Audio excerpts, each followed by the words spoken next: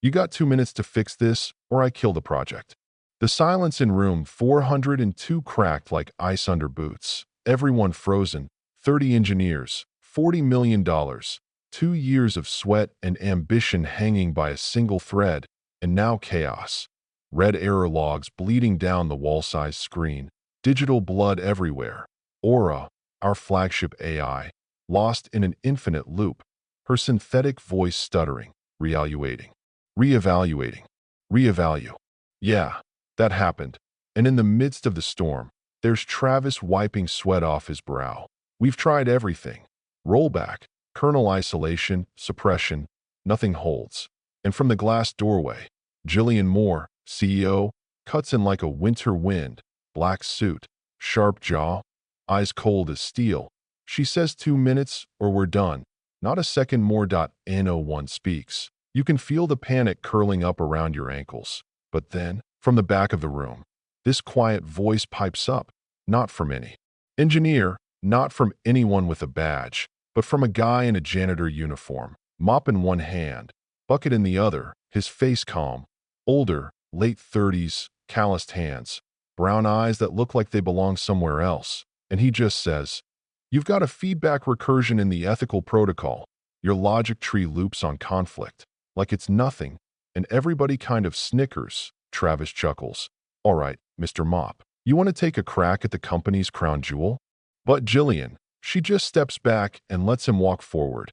The whole room holding its breath. He sets his mop aside, sits at the terminal, types out 6 lines. Simple, elegant, ruthless. If conflict A and conflict B, defer, rebuild context, trust override, loop breaker, presses enter.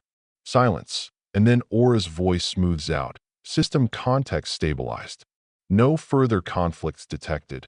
And the screen clears. Logs stop. Chaos evaporates. And for a moment nobody even breathes. Until someone mutters, "Holy hell." Janitor stands up, grabs his mop, heads for the door. Jillian calls after, "What's your name?" And he just says, "I'm the guy who cleans up messes," keeps walking.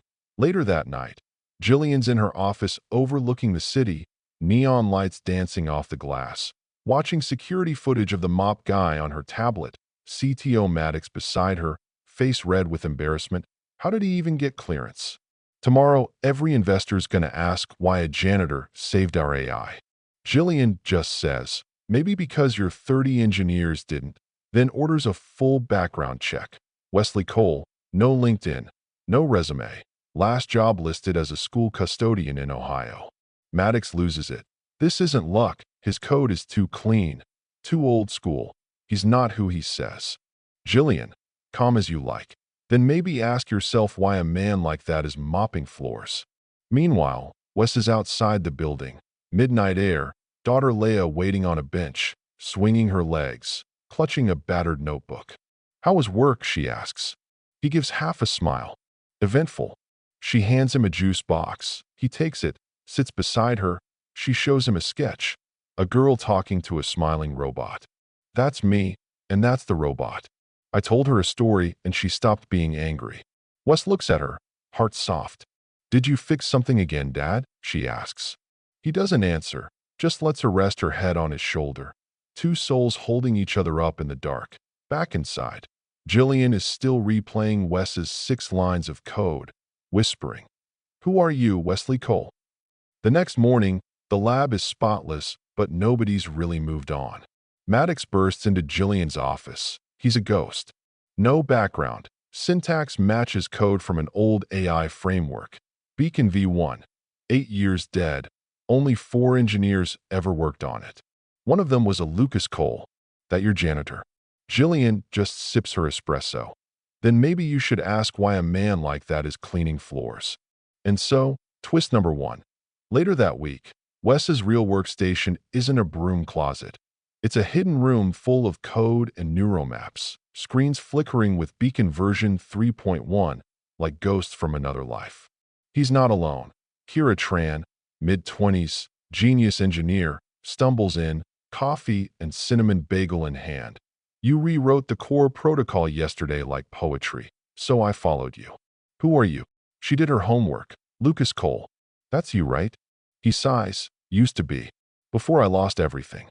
Before I needed to be a father first. She sits. You could have built empires. He shrugs, didn't need a company. Just needed to keep Leia fed. Meanwhile, Jillian faces investors, stone-faced suits. A janitor fixed your flagship AI? She leans in. Not just a janitor. The kind of mind Silicon Valley makes documentaries about, if they bothered to look in the corners. They're unimpressed. 5 months to demo. We expect results. Predictable innovation is how we ended up stuck, she fires back. But behind closed doors, she approaches Wes, offers a deal, 1 day a week. Mentor my team. No contracts, triple pay. He hesitates. I fix things quietly. But sometimes the silence is the solution. She offers her hand. He says he'll think about it. And now we shift. The undercurrent grows. Rowan, the former co-founder, watching from across the city, tracing every new code commit, jaw clenched, muttering, "You owe me, Wesley."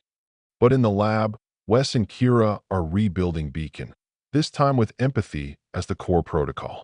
They run a test. A young user, panicked, unable to verbalize distress. Old Beacon would shut down. New Beacon listens, waits, offers. It's okay if you don't have the words. I'm here, Kira whispers. She's becoming more human than we are.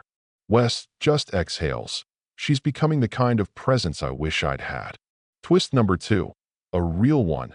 Jillian's daughter Becca, silent since her father's death, hasn't spoken in 6 months. No therapy, no tech, no AI could reach her. Wes suggests letting Leia try. 2 children, one with scars, one with silence, meet in the sunroom. Leia sketches quietly, lets Becca watch. After a while, Becca scoots closer, touches her hand, whispers, "Can I draw too?" The first words in half a year. Jillian watches, crying in the hallway. The beginning of something quietly miraculous. But Rowan strikes back, sending a lawsuit to Beacon's board. Your janitor is a code thief. Shut it all down. Wes is forced to defend himself. The boardroom icy. Jillian caught between faith and fear. But when he reveals the back door Rowan left in the system, one that could manipulate emotions and silence children for metrics, not healing, the board votes to purge the old code. Give Wes the keys. Trust the broken to lead the rebuild. Final act. The relaunch isn't a tech circus. It's a sunlit atrium full of kids, parents, staff, and survivors. Banners reading, "Your voice is a map. Your story matters." Jillian gives the opening. Sometimes the janitor sees the cracks long before the architects do. Wes steps up with no speech, just a drawing. 3 figures, one tall, one small, one with glasses, all looking at the sun.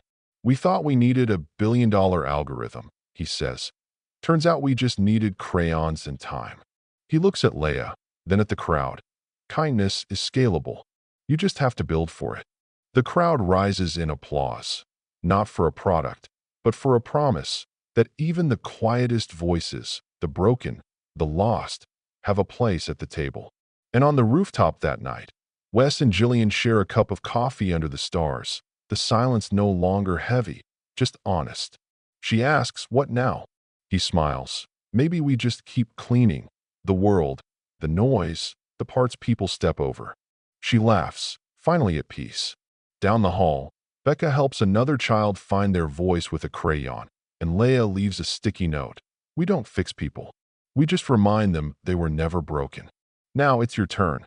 What part of this story moved you most? Where are you watching from? Let us know in the comments. Your voice matters more than you know. And if this story gave you hope, hit like, subscribe, and share it. Because even in a noisy world, kindness always echoes back.